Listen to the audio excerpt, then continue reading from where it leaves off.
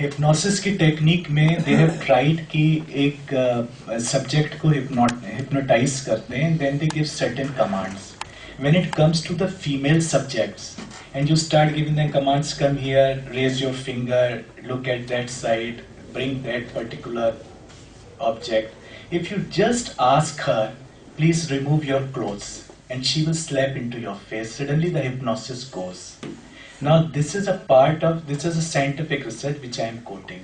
So this very concept of modesty of a woman is inherent.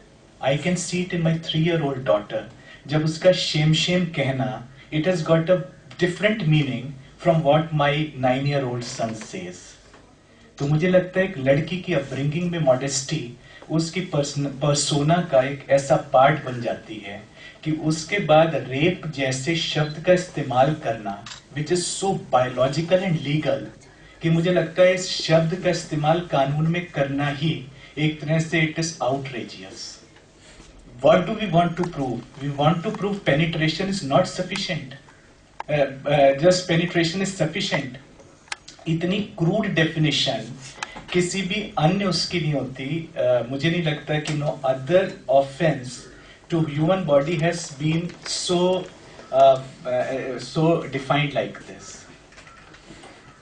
कानून में ही हमारे पास outraging the modesty of a woman और जो gestures के लिए सेक्शन 509 है और 354 है. द वेरी फैक्ट इज हमारा उसकी ओर ध्यान ही नहीं जाता, हमारा ध्यान रेप की तरफ जाता है. रेप का इस समय कुछ केसेस हैं जो कि मीडिया में हाईलाइट हुए हैं. जब हम मॉडेस्टी वर्ड को देखते हैं, जैसे मैम जस्टिस मैम ने कहा कि द मोमेंट एक औरत की बिल के अगेंस्ट आप उसको सब्जुगेट करना चाह रहे हैं, तो should it suffice as rape.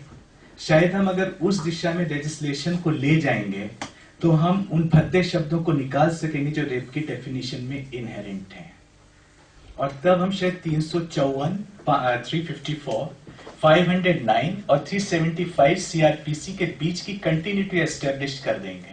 आखिर कौन सा प्रिकर्सर है? गुंडा सेल की अभी बात हुई कि गुंडों को परेड करवा देंगे, उसके 2 दिन बाद पुलिस के ऊपर पिटिशन पड़ेगी कि लड़कों का करियर है, बडिंग करियर है, उनके ह्यूमन राइट्स को आउटरीच पब्लिकली किया गया, तब फिर पुलिस डॉक में खड़ी हो जाएगी. On the other hand, when it comes to anti social behaviour, जैसे मैम ने कहा कि लॉयोला के लड़के कर रहे थे, वही लॉयोला के लड़के जो लड़कियों को देखकर आंख मार रहे हैं, हो सकता है उनमें से a little percentage one day turn into a rapist. उस एंटी सोशल बिहेवियर की ओर हमारा ध्यान नहीं जा पाता क्योंकि ना तो हमारी पुलिस उसके लिए इक्विप्ड है.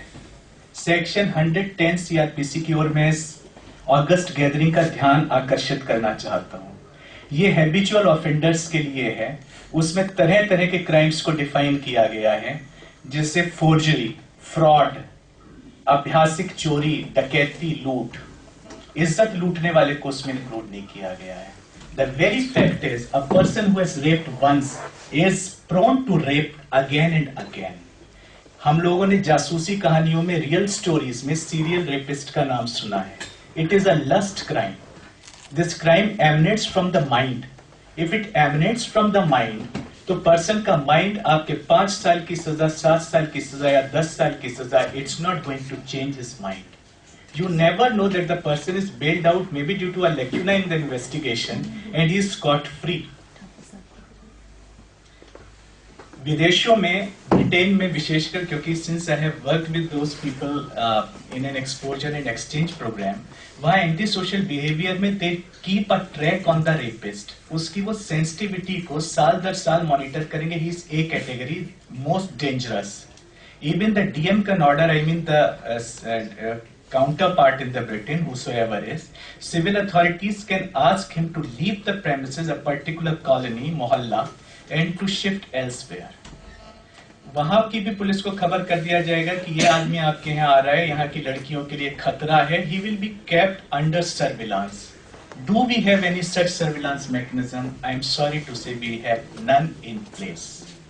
And therefore, this is something when we ask about before operations, before police operations, हम तालिबान नहीं बन सकते और हम एकदम पुरातन पंथी भी नहीं बन सकते कि हम ड्रेस कोड को प्रेस्क्राइब करें या टारगेट को हार्डन करें, लेकिन डेफिनेटली एक आदमी जो कि पोटेंशियल थ्रेट है, हम उसको मॉनिटर अवश्य कर सकते हैं. And we should perhaps through this platform we can move into that direction. The second thing is, can harassment be policed और कैन वल्नरेबिलिटी बी चेक्ड? इसमें एनवायरमेंटल फैक्टर्स के ऊपर मैं ध्यान देना चाहूंगा. There is a need for scientific study. हम लोग इमोशंस में आकर कहते हैं, for example sometimes we say it's a very emotional issue. Emotional issues के ऊपर जिस समय हम लोग बात करते हैं तो हम ये भूल जाते हैं कि every emotion over a period of time has led to birth of a new legislation. It is bridal burning, repeated bridal burning in 70s and 80s that finally that 304B was incorporated. This is Mathura rape case what Honorable Justice has just spoken about. जिसके बाद section 114A of CRPC plus custodial rape में जो enhanced punishment है, that is after famous Mathura rape case, that is Tukaram versus Supreme Court, state of Maharashtra. So what I want to humbly submit before this August gathering, that each such movement of public is going to affect the lawmakers, and perhaps ma'am would agree to that. Another thing which I wanted to say about a very peculiar thing, that is moral policing. There have been instances in this very Patna where there was some incident in a park. The police had started policing the cyber cafe. I'm not naming any individuals. Again, a woman was being outraged. Some said that she had a loose character, whatever.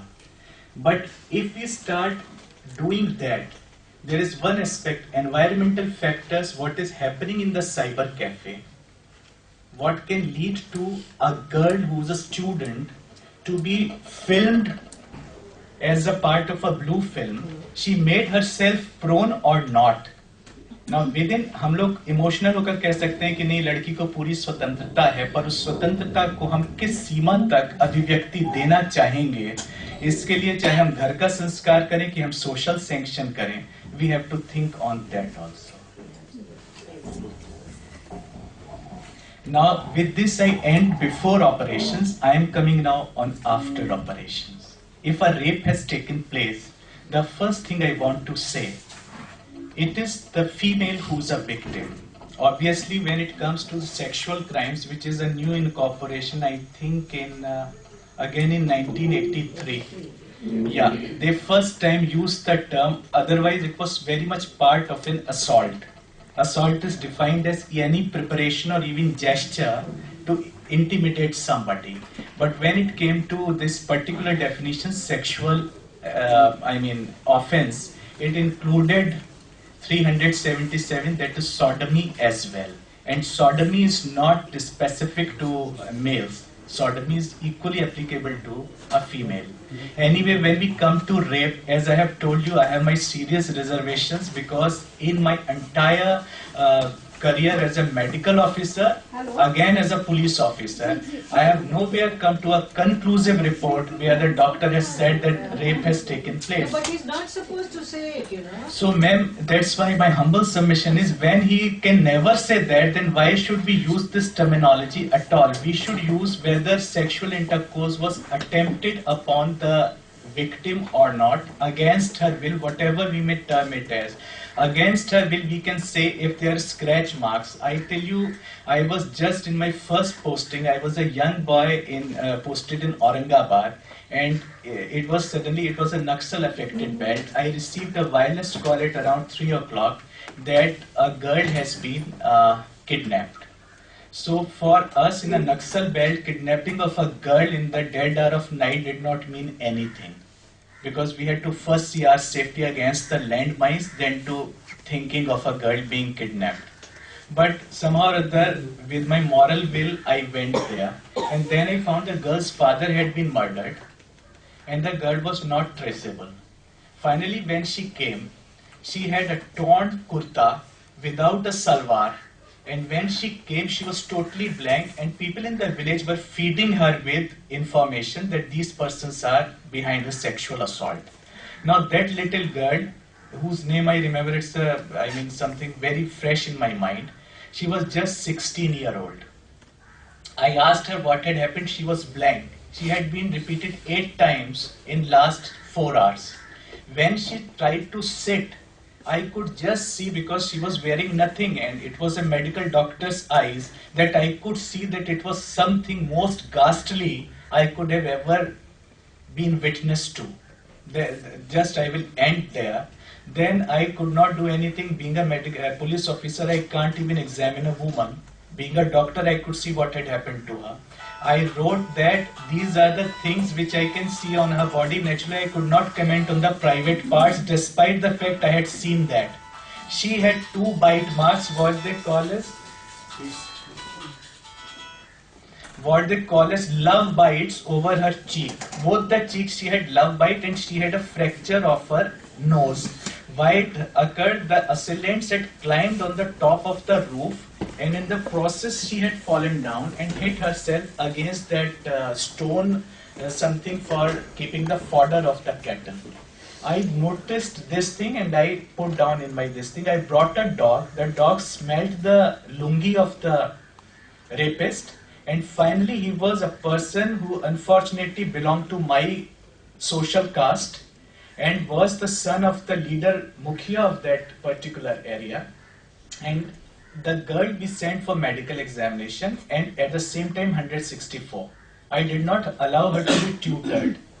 And whatever confidence she had, she divulged everything and gave the name, it is Sunil. There were 4 people who did it twice, so 8 times she was raped. This Sunil, whose lungi had been left at the place, was the one who we could not arrest. And his relative, she was the medical doctor who found that there is no evidence of rape. So that is my first emotional shock. And then I was casual in the way that I did not collect the medical report immediately. I collected it after 15 days, and obviously there was nothing left. Then I asked the girl for a medical board. I went to Gaya Medical College. The medical fraternity did not cooperate with me. Finally, again, there was an emotional sob from my side that if it happens to your sister, your daughter, whatever we talk about. So finally, they agreed. I had no other option. I asked the girl, do you have any other marks still remaining? She opened her blouse, showed me love bites over her breasts, which were still there visible, and showed the marks on her thighs in presence of her uncle. And then I challenged them, you examine her whole body and tell whether there are certain things which can prove sexual intercourse against her will. And the medical board finally proved that it was a case of rape.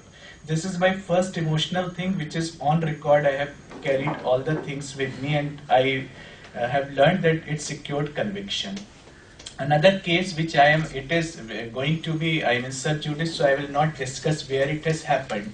It is the rape of a Muslim woman from Assam who was working in a brick kiln of a moneyed man. And again, there was nothing. The woman died. She was left to decompose in open.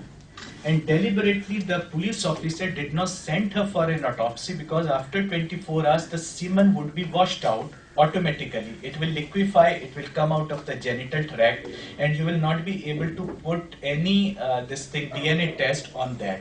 So it was deliberately done. And after 6 months, when I joined as the DIG of that particular range, I dug out the case and finally secured the arrest of the rapists. But the most moneyed man, he finally lobbied with within my department, I am not naming with whom. And finally, it is the government of India, the Ministry of Home Affairs and weaker sections, they had to intervene. And the case got all the importance. It has been referred to the both government of Assam and government of Bihar. What I want to say, that if you try to be emotional about the cases, I am not saying in the strict sense, we have to be emotional, because there should be a passion to bring out truth, not emotion in the sense that outcry or emotional outburst. But definitely, if you try to be objective with emotion, then you face a hell lot of opposition even within the department. Coming to my next point, I'm sorry if I have exceeded on a very personal this thing. Coming on, first thing, I have seen that the women often do not lodge a complaint with the police. In the rural areas, they would say that dacoity has taken place, robbery has taken place in the night. They would never say that their modesty has been outraged. This is to save their prestige. Second time, working by the police. Whenever a dacoity takes place, especially in the rural areas, it is invariably followed by the sexual assault with the women folk residing in that house.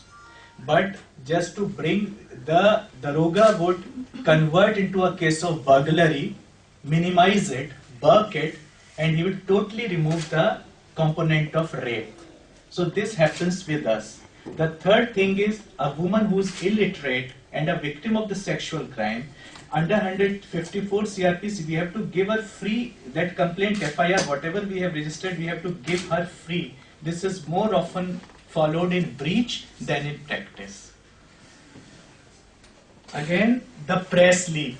The moment a rape has happened, Arushi murder case, a IG rank officer, he was irresponsible in discussing whatever the outcome, whether Arushi had something to do with, sexual crime. It has been there within this close four walls of this house I am sharing, because with the CBI records, there has been evidence of sexual activity on the body of the dead girl.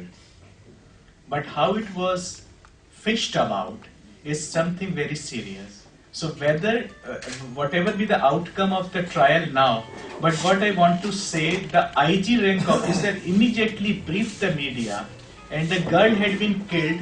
He outraged the modesty of the entire house, the family. Third thing is, when we come to dignity and prestige, the questions which are being asked by, I have seen such ugly FIRs that they would be meticulously defining the sexual act as if it is a pornography than an FIR.